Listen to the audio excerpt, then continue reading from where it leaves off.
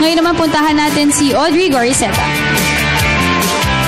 Okay, maraming salamat, Dayan. Alam niyo po, mga boss, sa hindi maiiwasang pagkakataon, meron po tayong mga kababayan na nagiging single parent o yung mag-isa lang na nagtataguyod na magulang sa kanyang mga anak. At para pag-usapan kung ano nga ba yung mga benepisyo ng mga solo parent o single parent, makakausap po natin from the SWD, President ng Solo Parents Support Group na si Ma'am Carrie Javier. Ma'am, good morning at welcome po sa Good Morning Boss. Good morning din. Natutuwa ako at nabigyan ako ng pagkakataon na makapunta dito sa inyong istasyon para maipaliwanag sa ating mga kababayan, lalo na sa mga solo parents, kung ano po yung mga benepisyo na pwede na nyo i-avail under the law, RA 8972 or the Solo Parents Welfare Act of 2000. Okay, ma'am, ano po ba, sa ilalim po ng Solo Parents Welfare Act of 2000, sa mga boss natin na single parent na nanonood dyan, ano po ba yung mga benepisyong kanilang pwedeng ma-acquire? Unang-una, ng mapasang batas na to, meron tinatawag na comprehensive package of services, no? Na kasama dyan ng DSWD, DOH, DILG, DOLE, TESDA. Meron tinatawag na housing, medical assistance, scholarship for solo parents and their children. At meron ding, depende kasi sa income. I-assess kasi yan ng social worker, no? Ng LGU social worker. Kung below yung poverty threshold, yung income ng solo parent, bibigyan siya ng kaukulang assistance. Meron po bang kaibahan ang benepisyong natatanggap ng isang single mother sa single father? Pareho lang yun. Whether single mother ka or single father, di ba? We should be gender sensitive. So, pareho lang yan. So, ngayon po, meron po ba kayong mga proposed revision under dun sa may Welfare Act of 2000 or Solo Parents Welfare Act of 2000? Yung mga gusto nyo pong baguhin, meron din po bang pinupush kayong ganyan? Actually, marami. Nais kong ipaalam sa ating mga kababayan na solo parents na sa kauna-unahang pagkakataon, nagkaroon ng National Convention. Ito'y dinaluhan ng mga leaders at pangulo ng iba't ibang Solo Parents Association or SPA na tinatawag natin. Doon napag-agrihan namin ang mga sumusunod. Inclusion of penalties for non-compliance to the amended law. Inclusion of budget appropriation for its implementation. Allocation of 1% from the Internal Revenue Allotment or IRA ng mga LGU for programs and services para sa mga solo parents at sa ating mga anak. Creation of an Office of Solo Parents in every province, city, municipality. Provision of full scholarship to at least one child of a solo parent. Equal access to employment and educational opportunities. Napakahalaga nito. Reduction of taxes for solo parents. Provision of PhilHealth card for solo parents below poverty line, free legal assistance, tapos yung increase ng age of a solo parents beneficiary dependent from 17 to 21. Kasi di ba may K to 12? So, 21, yan pa lang yung age na gagraduate yung aming mga anak. Like ako, dalawa pa hinasa kolehiyo ko, no? So sana, maging, kasi di ba yung definition ng children below 18. So hanggang 17 lang. But with K to 12 nga, di ba, 17. Nadagdagan siya. Yeah, high school pa lang yan. So dapat i-increase until 21. Okay, kasama po dyan sa revision na nabanggit nyo kanina, yung pagkakaroon ng equal opportunity sa employment. Ang mga sa mga boss po natin na nanonood ngayon, minsan talagang ang demand sa isang solo parent sa trabaho ay kagaya din ng karaniwang empleyado. Pero ang demand sa kanya para sa bahay ay mas mabigat dahil nag-iisa siyang magulang, kailangan din umuwi kaagad. Under po ba sa mga revision, meron din po bang parang consideration ng mga employer para sa mga solo parent? Actually, hindi na namin in-include yun kasi dito sa present law, yung RA 8972, nandito na yung tinatawag na flexible working schedule. Ayan, okay, flexible Meaning working na schedule. maaari kang, hindi ba, like kami sa DSWD, hindi ba, pag pumasok ka ng 7, pwede ka umuwi ng 4. Pumasok ka ng 8, uwi ka ng 5. Basta makumpleto mo yung 8 hours a day, no?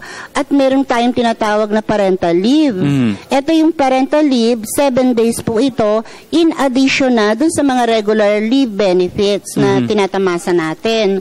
Ito ay provided na naka 1 year na kayo ng continuous service sa inyong pinapasukan. Na-avail namin po ito. Ako, na-avail ko itong parental leave.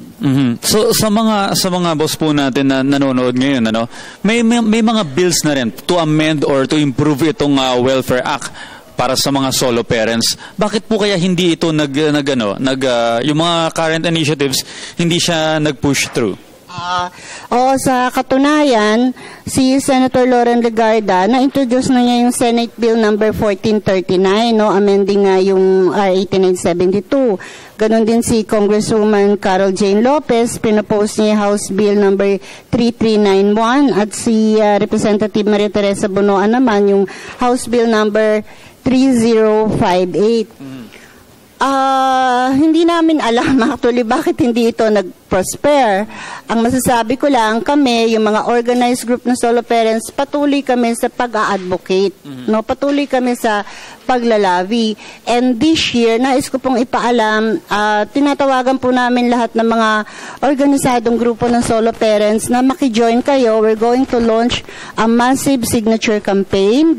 At pagtulong-tulungan po natin i-push to, kalampagin natin ang ating mga barangay chairman, mayor, yung ating mga district representatives na tulungan tayo upang maamendahan na to, hindi ba? Kasi panahon na. Panahon na talaga para ma-amend tong batas na ito. Okay, ma'am, medyo curious lang ako sa batas na yan, ano, sa may Solo Parents Welfare Act. Kapag ang isa bang single parent muling nag-asawa, yung mga benepisyo po ba under ng Solo Parent Welfare Act ay hindi niya na makukuha? Ay, hindi na. Hindi na. Kasama yan sa, kumbaga, sa criteria, no?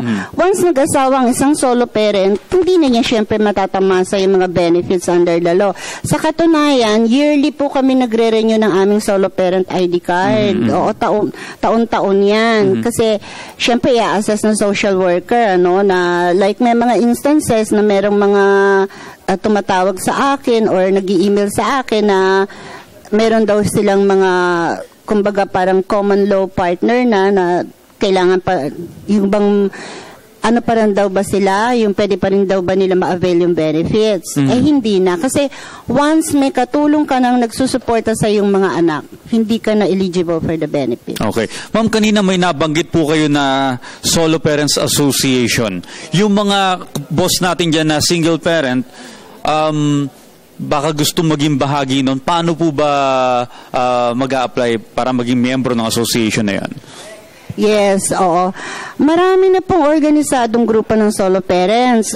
Sa katunayan, dito po sa Quezon City, kamakailan lamang, yung pong tinatawag na 4Ks Task Force ng solo parents, nag-ikot po sila sa lahat ng barangay ng Quezon City, no? In-orient nila yung mga lahat ng solo parents tungkol sa RA 8972. So, ang first step po dyan, pumunta po kayo sa inyong barangay, alamin nyo. Tanungin niyo si barangay chairman, Kap, meron po ba tayong organisadong grupo ng solo parents dito? Gusto kong sumali. Or sa inyong LGU, dun sa Local Social Welfare Development Office, maaari din yan.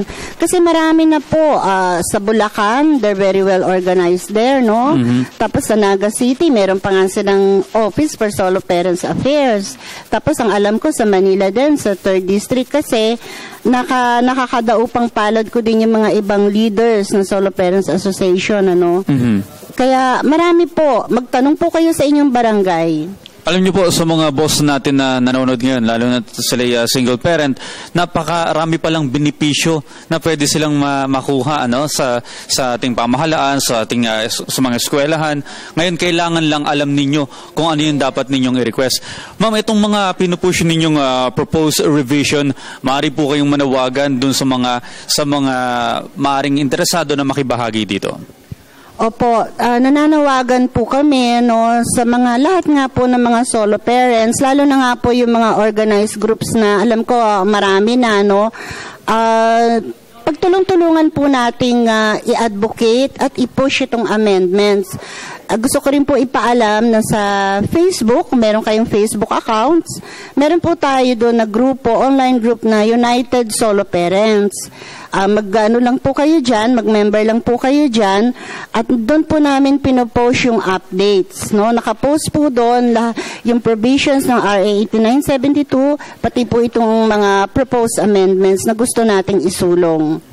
Okay, kung hindi po nagtagumpay yung ibang mga initiatives or yung ibang bills para ma-amend itong Solo Parents Act, ay sana yung sa inyo, yung proposed revision, ay magtagumpay. Maraming salamat po sa lahat ng impormasyon na ibinahagi niyo sa amin, ma'am. Nakapanayan po natin mula sa DSWD, Presidente ng Solo Parents Support, na si Ma'am Carrie Javier. Maraming salamat po, ma'am. Maraming salamat din. Okay, dyan lang po kayo mga boss dahil magbabalik pa ang Good Morning Boss.